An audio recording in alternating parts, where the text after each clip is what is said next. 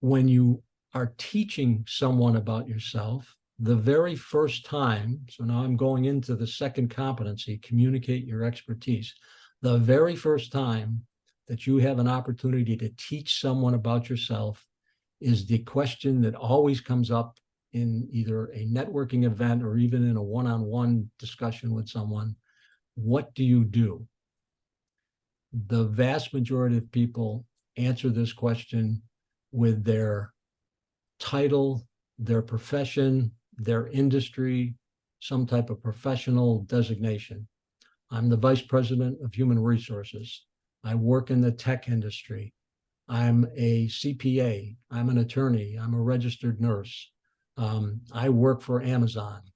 The problem with those answers is, first of all, they don't answer the question. The question is, what do you do? So if you tell me you're a VP of HR, I know your title. It doesn't tell me what you do. And the second problem with answering the question, the what do you do question that way, is that you've missed an opportunity to teach someone about yourself.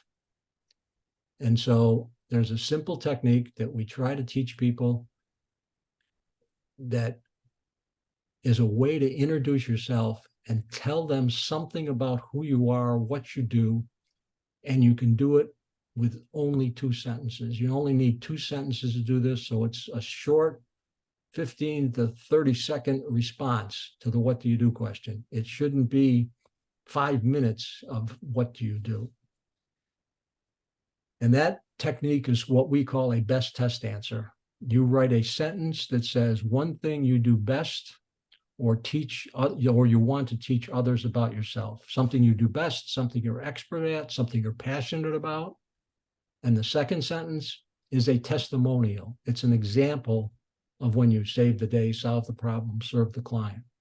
So basically you're saying, I'm really, what do you do?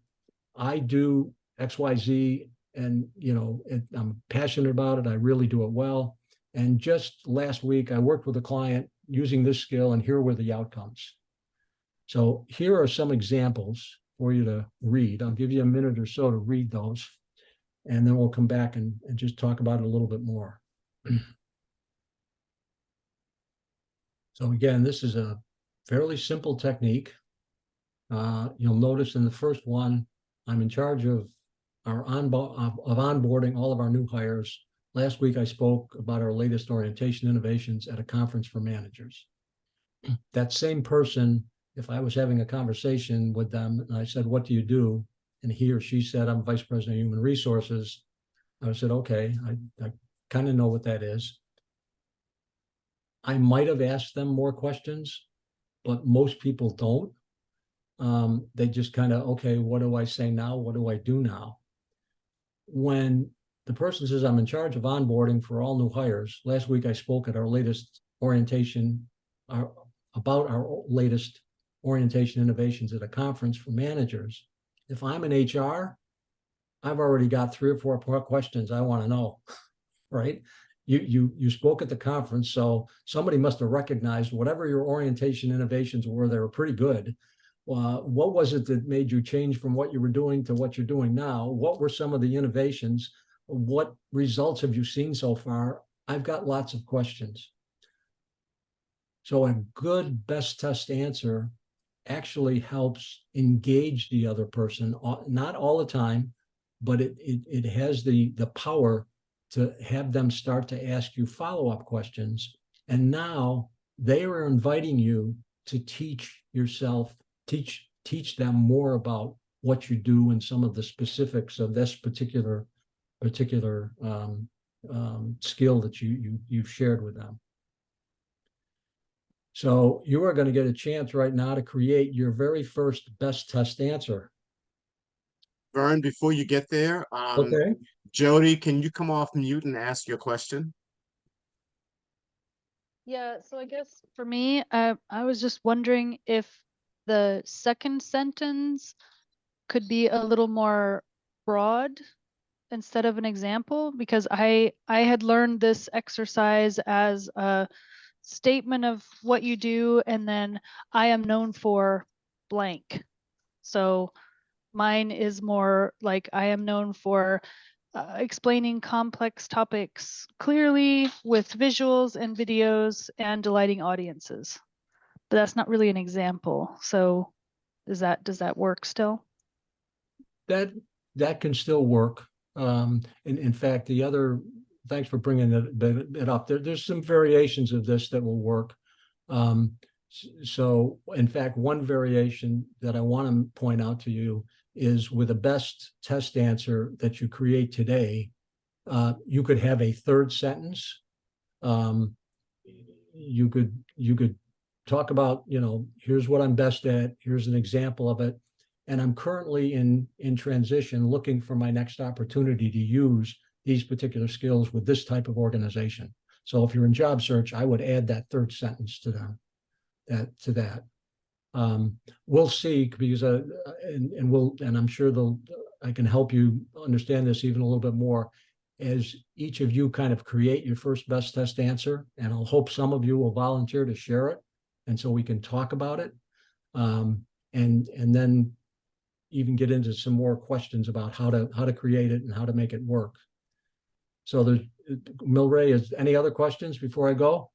Not yet. Okay. All right. Go for it. 3 steps, figure out what's a skill or a talent that you want to use to create your first best test answer. Another important thing to remember is you have more than one skill. So it's not about creating one best test answer. It's about creating 5 best test answers or 6 best test answers, and using those best test answers depending on the appropriate setting that you're in or who you're talking to. You can think about what would make the most sense to if somebody asked me, what do I do at this particular event? What would make the most sense for me to communicate to them? So pick out the skill or talent you want. You create the best test sentence, the first sentence. I'm an expert in my firm. I create, I help, my passion is, and those are just examples. You don't have to use those. You can use something that works for you, but what you got to communicate in that first sentence is, this is what I'm really good at. And then the second sentence is an example of when you've achieved the results and, doing what you love or what you're really good at. A couple of tips. Remember, it's 2 sentences, not 2 paragraphs. This is the most common mistake, one of the common mistakes that's made when we first introduce this to people. They write too much. This has got to be, think about it. If you're a networking event, what do? You give a 2-sentence answer, and it either catches the other person's attention and you start the conversation, or maybe they say nothing. And if they say nothing, then I would say, what do you do? Tell me a little bit about yourself. What do you do? So you keep it to the 2 sentences. Now, we're not going to do this tonight in the session. We don't have the time. But if we were all together, or virtually or in person, you start to practice it. And probably even tonight, the first time you do it, if you volunteer, you're going to have to read it right off whatever piece of paper you wrote it on. As you practice it, as you hear, as you tell it to other people, they might say, wow, I really like that. That was great. Or they might say, you might want to change, this word, if you changed it to this, would be, that would be a more powerful statement. Whatever the feedback is, if it works for you and you think it will make your statement better, use it. And you keep practicing it. And you keep practicing it until it's as easy, you can respond as easily as if someone, says, what's your name?